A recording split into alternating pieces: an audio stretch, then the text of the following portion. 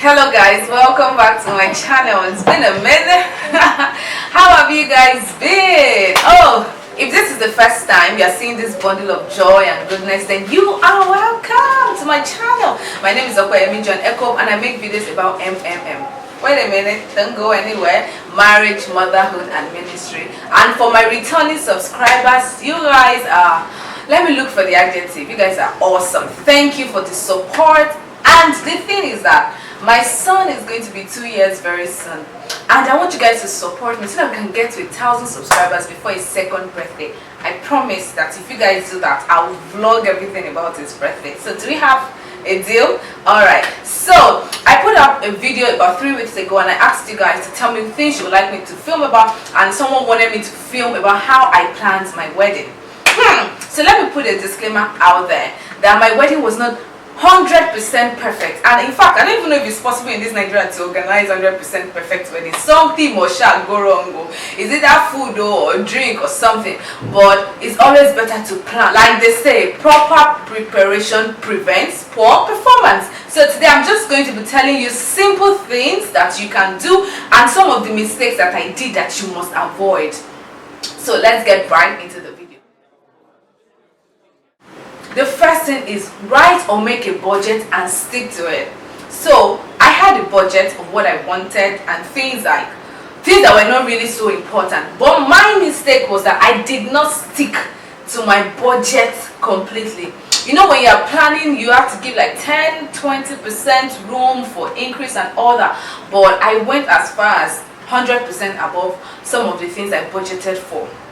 So my first advice to you is that budget and stick with the budget. It will not be easy because you see things that are more beautiful. You see, it's just a wedding ceremony. I know a lot of people were telling me it's a wedding ceremony, but you know me, I was like, no, it's my day, this and that. I know, as I'm telling you now that you're bride to be, that it's just a wedding ceremony, you will not say, but years later you will begin to see that that thing that I did, I could have saved the money. So so let me just tell you, it is a wedding ceremony, one of the most important days in your life, but then you should spend wisely. So make a budget, stick to the budget. Yes, stick to the budget, and it will really help you to go a long way. The second thing I want to talk about is that do not borrow.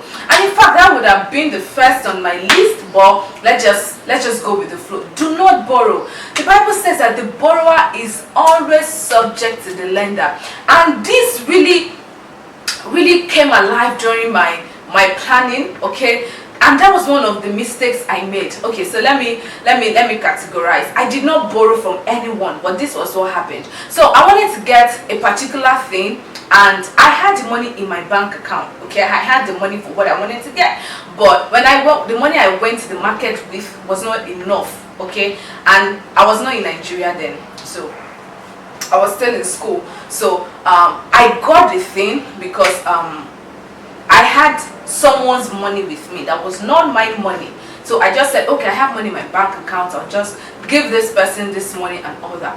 But brother and sisters, when I came back to Nigeria and all that, it was not easy returning that money, and I didn't like that.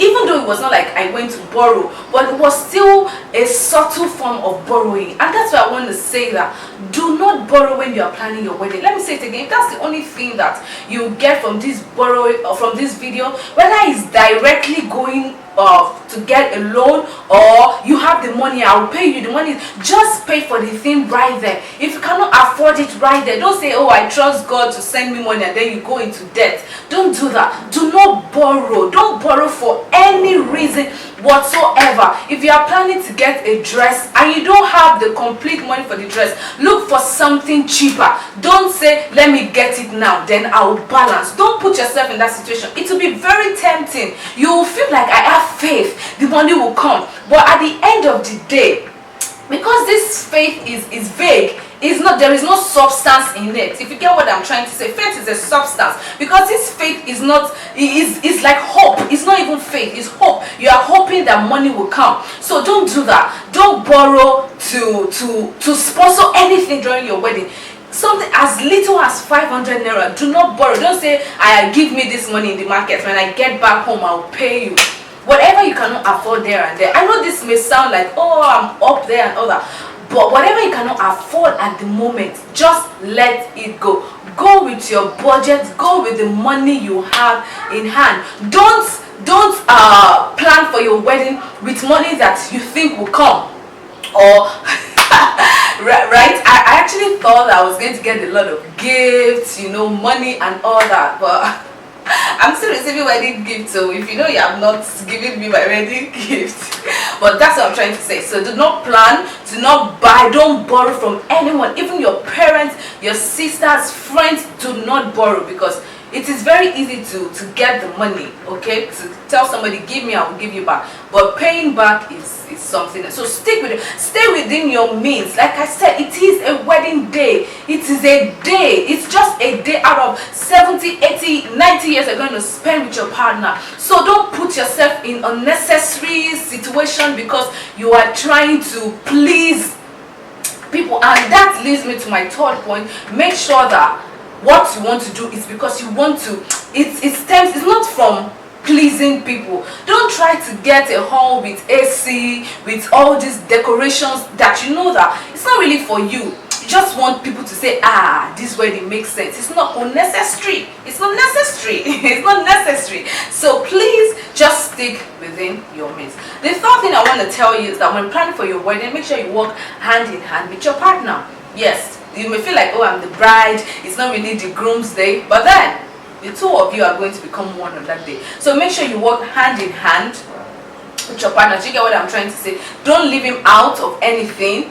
Inform him, let him know, let him not feel left out, because people actually have issues in their marriages starting from planning for the wedding. You hear things like, when you were planning, you did not really involve me, you did not really involve my family, things like that. So just make sure that you inform him and everything. Make sure that you carry the groom also along in your planning process. Another thing that I did that helped me planning when I was planning my wedding is avoid conflict with your parents. I know this does not really look like things you should do when planning your wedding, but it's very, very important, because when you are planning your wedding, you will have clash with your parents. Your parents may want you to do it here, you may want to do it there. They may like a particular dress and you may like I wish I knew these things, that when planning your wedding, don't fight with your parents. There is no need for it. It's just a day.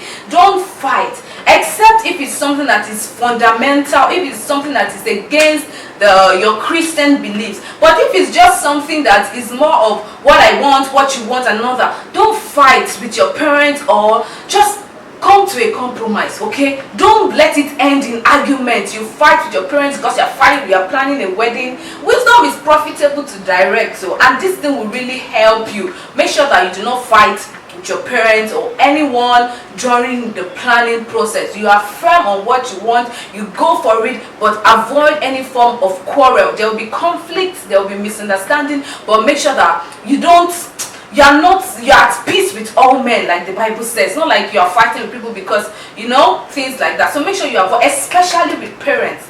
Make sure especially if they are Nigerian parents, make sure you avoid conflict. Make sure you avoid fighting with them. Another thing you need to do as a Christian, as you're preparing for your wedding, is that you need to pray. Yes, make sure that you commit your plans into the hands of God.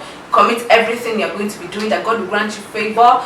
You will not get expensive. That sometimes you just buy something and like, this thing I could have gotten it cheaper. That God will grant you favor in the sight of people, and everything will go smoothly for you. So make sure you do that and pray. Another thing that you need to do when planning your wedding is that seek godly counsel. Yes, seek godly counsel. Talk to people that are older than you. They will open your eyes and tell you that this thing is not actually necessary. But I know you will not listen because you think that it is necessary. But with time, that wisdom will come upon you after the days of marriage, and you're like, actually that thing was not necessary. So make sure you seek godly counsel, and make sure that you do not just seek, but whatever they say, that you apply it. Seek godly counsel and put it into practice. So finally, I'm just going to summarize with two things, which is, not everything is important. Have a scale of preference, okay? If you want to give your guests drinks, and let's say Coca-Cola is 1,800, and there's another brand that can give you something similar and it's way cheaper, please go for it. Have a scale of preference. Know what you need from what you want. All right, you don't need a big wedding.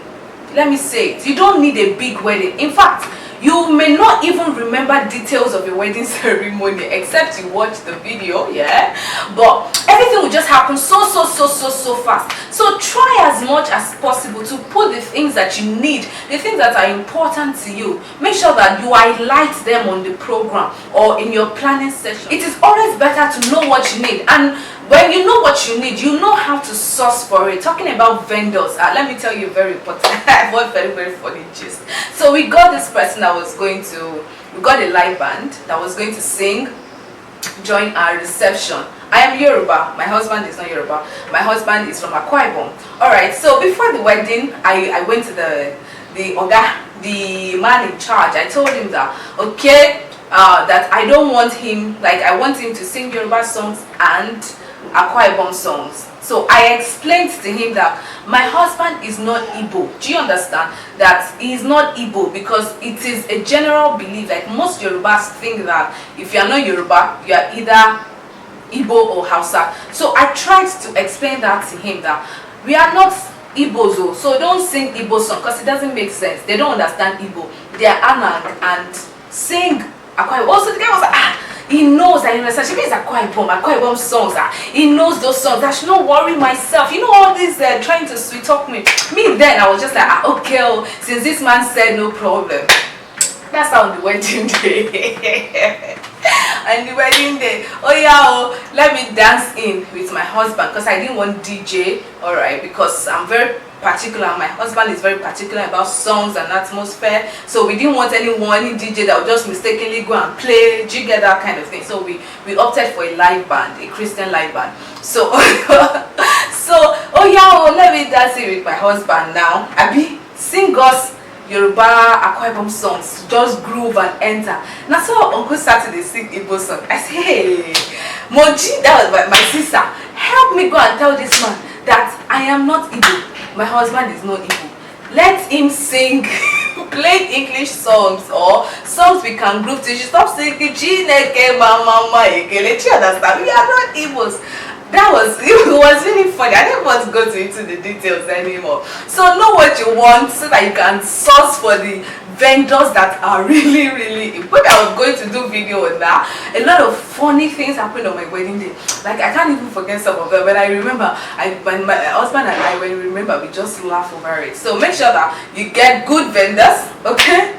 Make sure you know what you want so that you can source for the right vendors that will provide that service. So let's wrap up this video. Thank you for staying to the very end. Have you learned one thing or two? Let me know what you learned or what was something that was funny to you in the comment section. So till I see you guys next time, bye.